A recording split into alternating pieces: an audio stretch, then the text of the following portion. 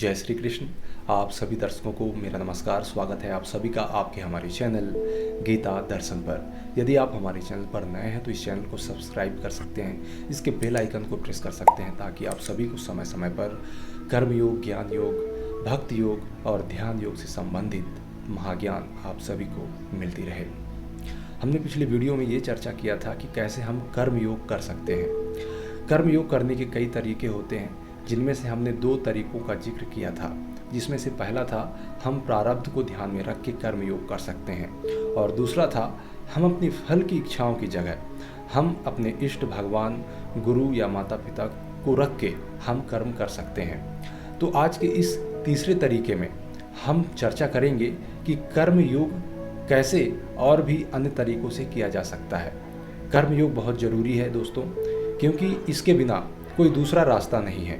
जी हाँ, और दूसरा रास्ता है तो वो आपकी इच्छा की हो भी सकती है, नहीं भी हो सकती। हम आने वाले वीडियो में हम अन्य योग के संबंध में चर्चा करेंगे।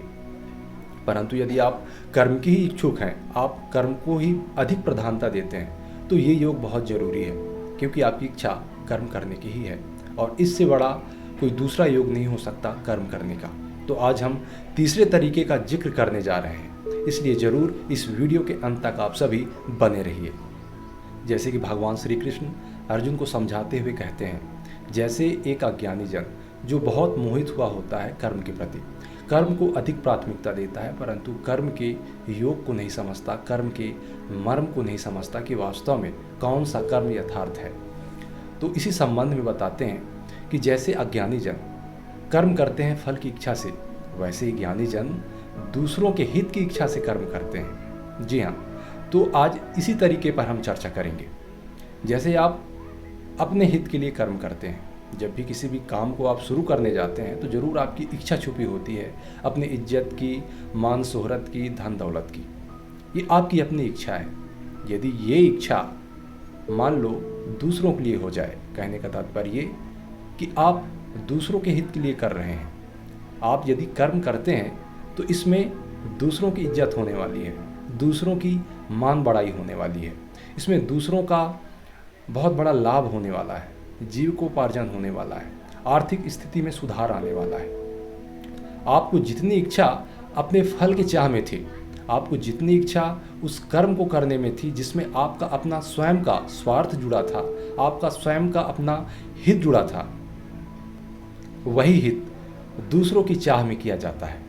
जी हाँ, और उसी हित को दूसरों के लिए जोड़ दिया जाता है, चाहे वो परिवार के लिए हो, समाज के लिए हो, चाहे अपने गांव, कस्बे, मोहल्ले, शहर, देश या फिर अंतर्राष्ट्रीय स्तर पर हो। इन सभी चीज़ों को अर्थात अपना हित ना सोच के दूसरों का हित सोच के ये कर्म किया जाता है, क्योंकि भगवान यही समझाना चाहते हैं कि जैसे अज्ञानी जन अपने हित के लिए बड़ी इच्छा से, बड़ी तन्मयता से रात दिन कर्म करते हैं, वैसे ही ज्ञानी जन जो कर्म के मर्म को समझते हैं, वो हमेशा दूसरों के हित के लिए सदैव तात्पर्य रहते हैं और उसी इच्छा से, उसी तन्मयता से अपना कर्म निरंतर करते हैं।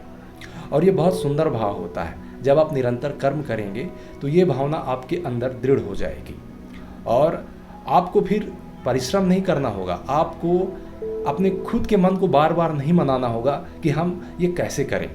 जब ये निरंतर अभ्यास की प्रक्रिया आपके अंदर होने लगेगी तो यह स्वतः आपके हाथों होने लगेगा, आपको पता नहीं चलेगा कि ये कैसे हो रहा है। जी हाँ, तो आप अभ्यास करें, ये बहुत सुंदर सी चीज़ है और इसके माध्यम से आप हर वो सफलता पाएंगे, आप वो हर सिद्धियाँ पाएंगे जिसकी आपकी आवश्यकता है। और ये बहुत बड़ा उद्देश्य है, बहुत बड़ा लक्ष्य है, इसे आप मानिए। इन तरीकों पर यदि आप असहज महसूस करते हैं तो हमने 2 तरीके और भी बताए हैं, जिनका लिंक हमारे डिस्क्रिप्शन बॉक्स में मिल जाएगा। आप उन तरीकों को भी देख सकते हैं। हो सकता है वो तरीके आपको सूट कर जाएं और आप कर पाएं। वास्तव में दोस्तों, ये हमारे जीवन का बहुत बड़ा लक्ष्य है।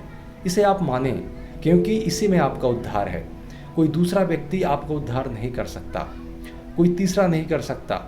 आप स्वयं अपना उद्धार कर सकते हैं और अपने साथ साथ जो जुड़े हुए व्यक्ति हैं आपसे, उनका भी उद्धार कर सकते हैं। इसमें बहुत बड़ा हित है। तो इसलिए इस बात को, इस सिद्धांत को समझें और इसको निरंतर करने का अभ्यास करें। आज से ही करें, इसी क्षण से करें। यदि आपका मन हमेशा उन्हीं कर्मों में लगता है जिनमें आपका अपना खुद का फल छुपा है, आपका अपना खुद का लाभ लालच छुपा हुआ है, तो उस स्थिति में आपको कठिनाई जा सकती है कि कैसे हम कर्म योग के प्रति अपना रुझान मोड़े, अपना रुख मोड़े। तो उसमें निरंतर अभ्यास करने की आवश्यकता है। आप कबीरदास के दोहे पढ़ सकते हैं, जिसमें आप हिंदी में मैं उसका अर्थ बताना चाहूँगा। जैसे हम पत्थर में बार बार रस्सी रगड़ते हैं तो एक लकीर आ ही जाता है, ठीक उसी प्रकार आपका अपना मन लालच के प्रति, अपने फल की इच्छा के प्रति इतना दृढ़ हो चुका है कि मानो वो पत्थर बन चुका है। अब उस पर बार बार अभ्यास रूपी रस्सी चलाना होगा। आपको एक बार करने से ये सिद्धि नहीं मिल सकती, आपको 2 बार भी करेंगे तो ये सिद्धि नहीं मिल सकती। आपको लगातार बारंबार अभ्यास करना होगा और आप अपने इष्ट ईश्वर को अपने हृदय में, अपने मन में धारण करके उन पर विश्वास रख के ये कर्म शुरू कर सकते हैं। और वास्तव में एक समय ऐसा आएगा कि आप कर्म योगी हो जाएंगे और आप अपना कर्म 100% शुद्ध करेंगे और इस समाज में रह के, देश में रह के कुछ महान कर्म कर जाएंगे। सिर्फ अपना हित सोचकर कर्म करने से इसमें सिर्फ आपको ही बस लाभ होता है, इसमें दूसरों का लाभ नहीं होता। सोचने वाली बात यह है कि सिर्फ इसमें एक का ही लाभ होता है। और दूसरी बात ये, जब आप दूसरों के लिए सोच के कर्म करते हैं तो इसमें एक का लाभ नहीं होता, इसमें हजारों करोड़ों का लाभ होता है। अब आप सोच सकते हैं कि आप एक का लाभ चाहते हैं या हजारों करोड़ों का लाभ चाहते हैं।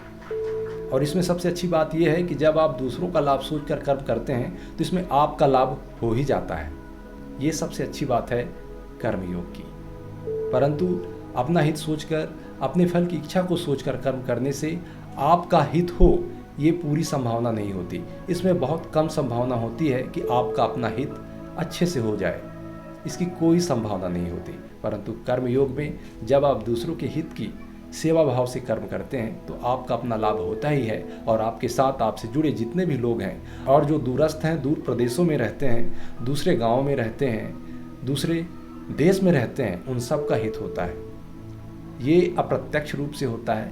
इसका ज्ञान आपको धीरे धीरे हो जाएगा जब आप ऐसा करेंगे, क्योंकि आपके माध्यम से हर किसी का तार जुड़ा होता है। और इसे जानने के लिए आपको अपने बुद्धि का विस्तार करना होगा। यदि आप इन तरीकों में भी अपने आप को कर्मयोग करने में असहज महसूस करते हैं तो कुछ और तरीके हैं, पर सिद्धांत एक ही है, फल की इच्छा का त्याग करना। परंतु इसके अलग अलग तरीके हैं जो अन्य वीडियो में आप सभी के समक्ष रखे जाएंगे। मुझे आशा है कि आप सभी को यह जानकारी ज़रूर अच्छी लगी होगी और आप इसे ज़रूर समझ पाए होंगे कि इससे आपको कितना लाभ हो सकता है।